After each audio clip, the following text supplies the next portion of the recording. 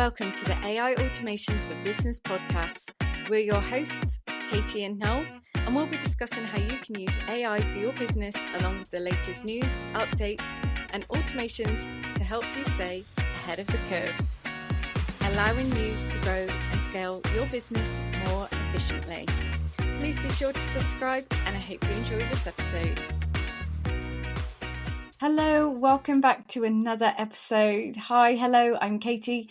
And as always, I've got Noel here with me today. Hi, Noel, how you doing? Yeah, doing great as always. How are you doing? Yeah, good, thank you. Good. No, we always start the podcast off with any new updates with AI, automations, whether it's software or new models. What are the updates this week? Because last week we spent a whole episode of updates that OpenAI had brought out. They had loads, didn't they? So many. And it's almost a bit of a similar week this week, but we'll get into a bit more detail on those other bits later on. But so Anthropic this week, they decided to end the Fable 5 saga, where they were constantly teasing us, saying, we're going to give you another week, and then we're going to give you another week. And it's like, are you actually going to take it away? And eventually they came to the decision to most people, yes, we're going to take it away. So you can only now access Fable 5 if you're on a Teams or the Max plan. So you've got to be a very high to pay user. And even then, you're not actually getting that much usage. So yesterday I hit the usage limit twice. So I feel as though the limit has actually gone down a little bit in terms.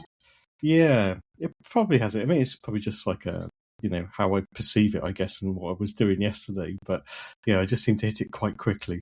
But yeah, it is available now on those plans. And yeah, there's no plan yet of bringing it down to like the pro or free users or anything like that. I think one thing that's hampering them is like their data centers. So they just don't have the capacity right now to give it to everybody. That's kind of their big problem at the moment. So yeah, but yeah, if you're on a high paid plan, then yeah, Fable 5 is there and ready to go. How exciting! I know. Glad to have put that one to bed. It's been weeks. Yeah, it has. It has been a long time. Just out of interest, Noel, are you just willing to tell people like what you were doing yesterday and how you hit your usage limit so fast? Because I think that would be actually quite interesting for people to know. Yeah, I was doing a lot of multitasking yesterday. So I had several coding programs going at the same time using Fable 5. So I was doing bits on Clyde, the AI agent platform that I've built. And then I'm working on another app with two other guys. So I was doing the coding for their app and then also their website as well to go with it. So yeah, I was chewing through the usage quite quickly, unfortunately. But what I find with Fable is I think it wastes quite a bit of time. It does take a long time to get responses back. So I don't know if it's kind of not that well tuned, I guess is kind of a way to put it. So it's kind of taking so much longer, so many more tokens to get to an endpoint. Yeah, it's good when you get there, but it's getting through that usage really quickly, unfortunately. Yeah. And then what would be an alternative to use then if you wanted to do those tasks, but you don't want to use Fable 5?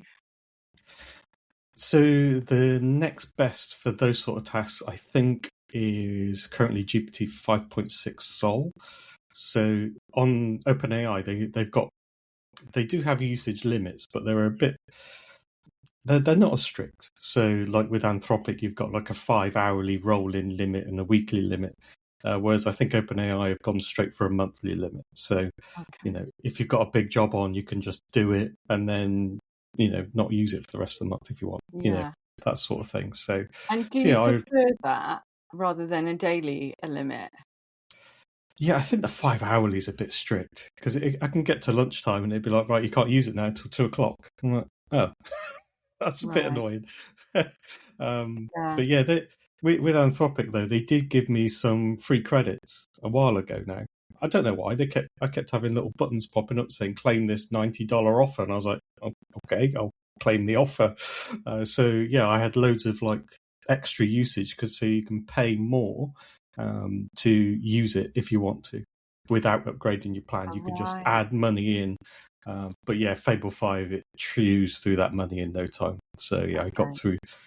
Yeah, I hit my limit and then got through $50 of their claimed credit so, Wow. before it came back on. So yeah, yeah, that's what I mean. It just doesn't seem that you get so much usage. But Okay. yeah, yeah. Okay. That's really interesting. Mm. Okay. Any other updates that we should be aware of? I don't believe so this week. Obviously, we're going to go through some more in a bit more detail now. But yeah, other than that, I think everything was kind of quiet.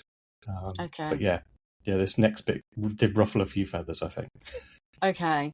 So, yeah, for this week's podcast episode, there has been new AI LLMs Mhm. released. Yes. So, Noel, do you want to tell us a bit about them? Yeah, so I guess just to go back a little bit. So last year we did an episode about DeepSeek. I think it was like episode 4 or 5 of our podcast that we'd ever done. And I remember at the time, it kind of shook the market a little bit.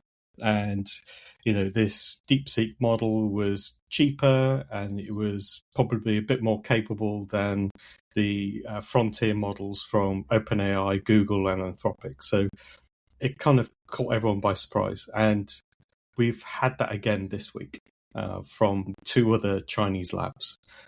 So yeah, we've had the release of Kimi K3 from Moonshot AI, and Alibaba have just released Quen 3.8.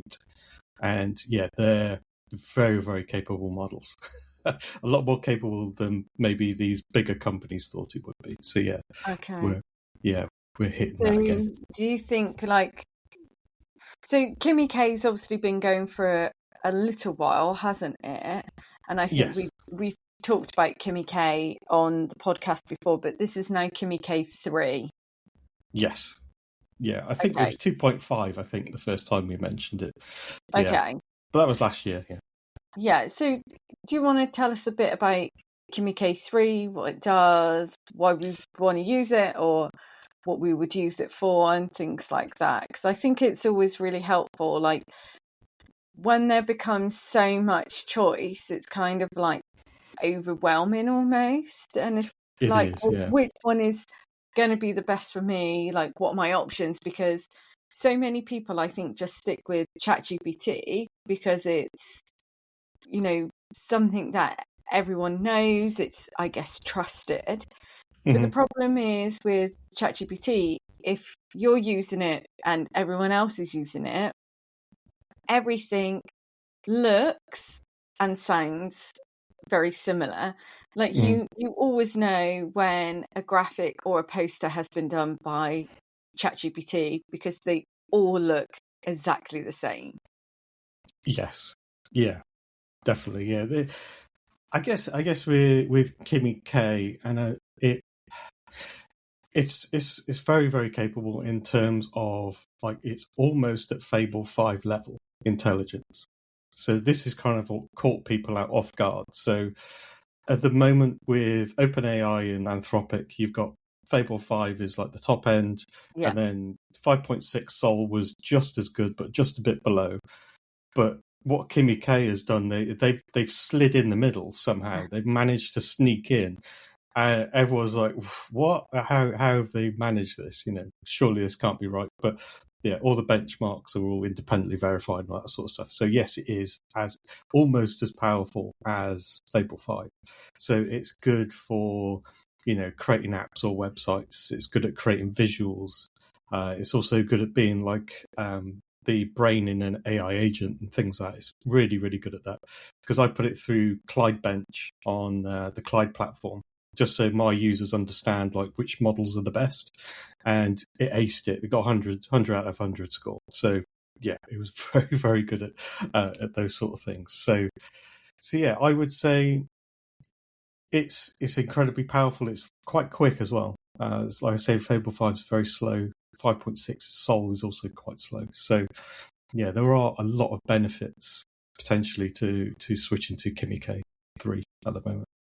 And how does it compare price-wise? So this again is where it shook everyone up. So in terms of like, so you can sign up to their platform and like you can do with ChatGPT and Anthropic and all that sort of stuff. You can do that, but most people are going to use it on like the API with agents and coding and things like that. So in terms of API pricing, it sits at the same level as Anthropic Sonnet. It's the exact same price. So, it's almost as powerful as Fable, but it's 2 tiers lower in terms of pricing. So a lot of people, especially like big businesses that have moved to Fable 5 are now looking at this and going, well, why are we spending all of this money at Fable 5 when we could have just as good for a third of the price? So yeah, that's kind of the interesting way that people are kind of looking at this now. It's like, well, is it worth a risk to switch everything over to Kimi K, because it is open source as well. You can host it and edit it if you wish. If you had that sort of computing power, you can do it. So yeah, there's lots of people looking at this and thinking, is it worth me sticking with OpenAI and Anthropic? Should I look somewhere else? So we've got lots of like pros towards Kimi K. Mm-hmm. What would be some cons towards using Kimi K3? So it's similar cons to when we went through DeepSeek. So Moonshot AI is a Chinese business corporation based in Beijing, I believe. So they have to comply with Chinese cybersecurity laws and things like that. So there is potential risk that if the Chinese government see Moonshot as doing stuff that's maybe a bit sketchy, maybe they're not quite happy, they can demand to see all of the data. So that could be stuff that you've put in, and typed in on their chat interface. It could be on the API, and they can demand access to all of that data and go through it all. And potentially see personal things about you. If you put things about your clients, then that could also be seen by a foreign government, which for most businesses probably not ideal, especially mine. I think I'd have some customers that would be very angry if that happens. So yeah. So there's a bit of a risk. Chances of it happening, I don't know. You'd have to weigh that up. But they can't just go in and go, I want to see everything. They have to at least have some sort of suspicion that something's going on the platform that shouldn't be allowed. Okay. Yeah. Okay, because I think everyone is a bit frightened of like the Chinese cybersecurity rules and regulations. Mm-hmm. But how does that compare to like companies who are based in, say, America? Yeah, so it's almost very similar in a way. So they can demand data and things like that. So that I think there's already been kind of like court rulings before that I've read about where they've said, well, we want to see their ChatGPT history and stuff like that to see what they've been looking up and checking, and things like that, and then demanding that data. Whether or not it was given up, I don't know, or what they got was kind of like brushed under the carpet a bit. They didn't really say what they gave up, but I guess it's the same in any sort of data platform. That any government or law enforcement can go, I need to see what they've been up to, and whether or not they give it is another thing. So there's risks everywhere. Yeah, because I think we're very used to like your search browser history can be looked into and can be used against you as evidence or whatever. If they're trying to build a case for something, I think we're all aware of that. And I think because obviously AI and LLMs are so new, we're not quite aware of that. Like, we've not got it in our heads. A bit like, I guess, when we first started using like Google, like we would just type in any old thing and not really think about it. Whereas Yeah. now, like, you know, where you have those unhinged conversations with your friends and be like, oh, look that up, and they go, well, I'm not having that on my search history. Well, what do you talk about with your friends? God, blimey, they're dodgy. Nothing dodgy going on. Nothing dodgy going on. But yeah, and I think like we need to remember that there is like this online digital footprint on whatever we use, isn't there? There is, yeah. It is when it comes to business, it's all kind of like we got to weigh up the risks, haven't you? And Yeah, if it's worth it, then do it. You know, like what you could be wanting to do with Kimmy K might not involve any personal data, or yeah, you know, you can probably just go, yeah, that'll be fine. We can use it for that particular use case. But am yeah. I going to let it have my entire company access? You know, and on my CRM via an agent using Kimmy K? Nah, maybe not. Yeah. So you wouldn't use Kimmy K to run an agent? It depends on the agent usage and what it has access to. If it's, Yeah, you know, like a research agent, fine. You know, that's easy enough.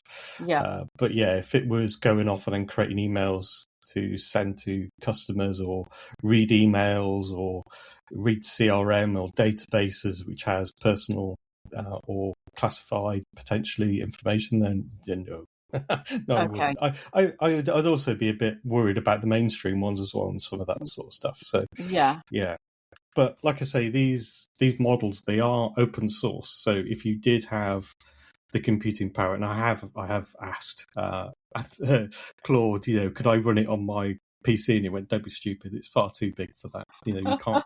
You know, this model is massive okay, compared to others, but you know, you could, if you had the capital to do so, you could host it on the cloud, and then okay. whatever then goes in and comes out is, well, that's all your stuff. It's ring fenced. So that's, at that point, it's fine. Yeah, Uh-huh. But you've yeah, got to have a pretty big server. very big. Yes, yeah. Right, okay. Yeah.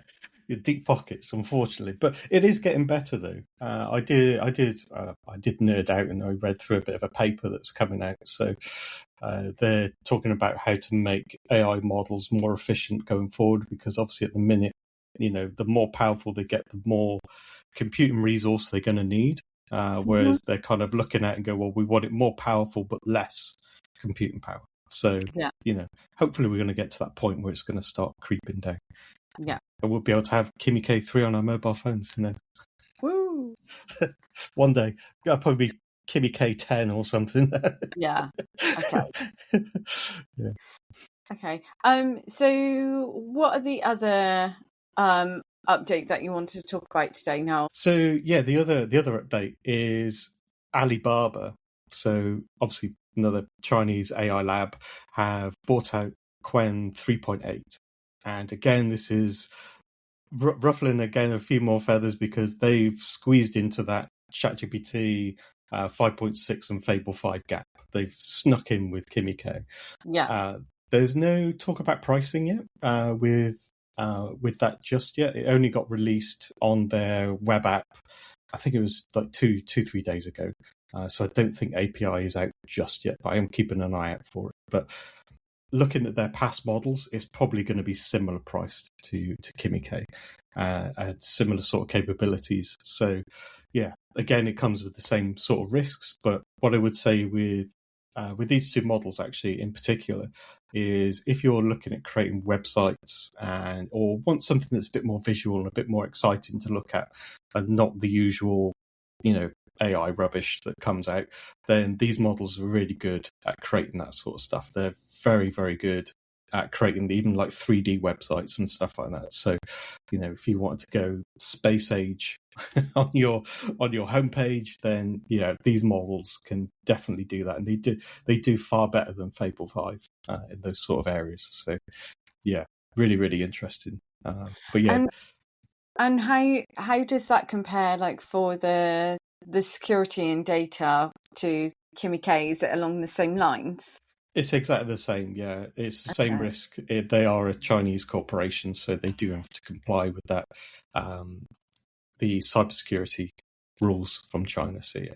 But with these as well, actually, they also have data centers around the world. So, like I was looking up earlier in Kimmy K, they have their own servers in like Frankfurt, so they can, look into more like GDPR and EU regulations, so they can, have that sort of data sovereignty within Europe or the US and around the world kind of thing. So, but yeah, the same risks does still apply. Even if your data is in Frankfurt, the Chinese government can still request access to it if they wish to. Yeah. Okay. Anything else you want to add about that? So I think that's really all of the big news. And yeah, I'm kind of excited to try it out. I've seen like the visuals and stuff that it can produce for websites. So yeah, I was kind of looking forward to giving that a go and seeing what I could do. Because yeah, Will you put some of that in the free LinkedIn group, AI Automations for Business, once you've had a little play around with it and let people see what those, look graphics like, yeah, and images look like?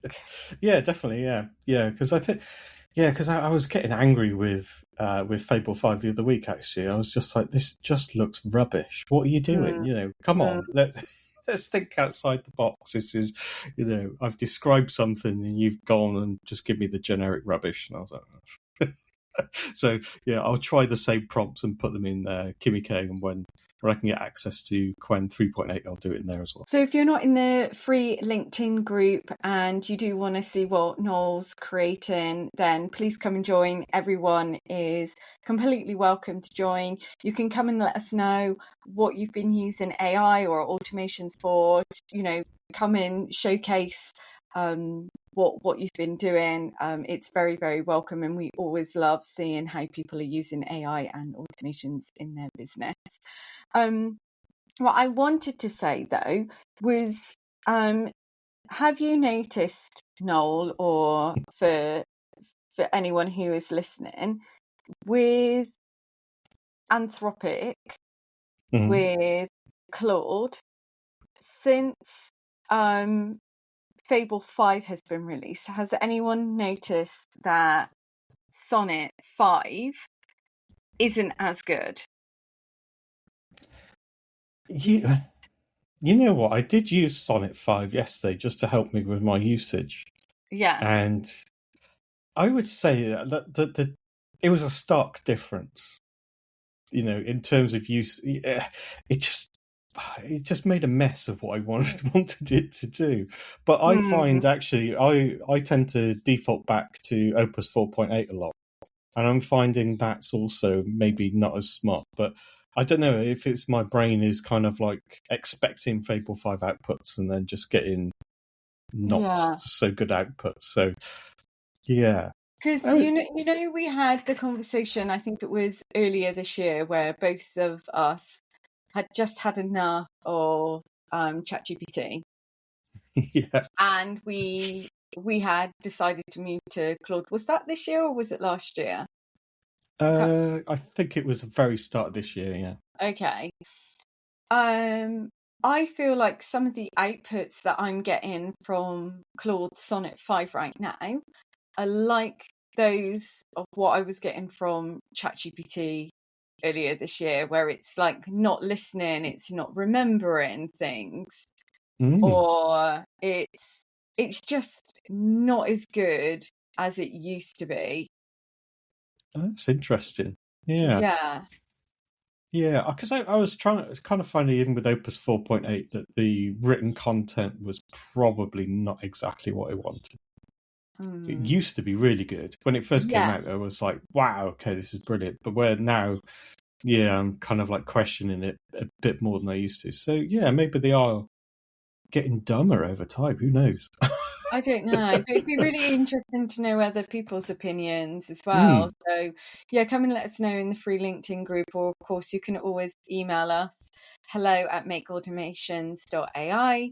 Drop us a line, let us know your thoughts. We're always really interested to hear your opinions as well. But thank you so much for listening to this week's episode. We hope you've enjoyed it. We hope you've learnt something new. And we will catch you next time for another episode very soon.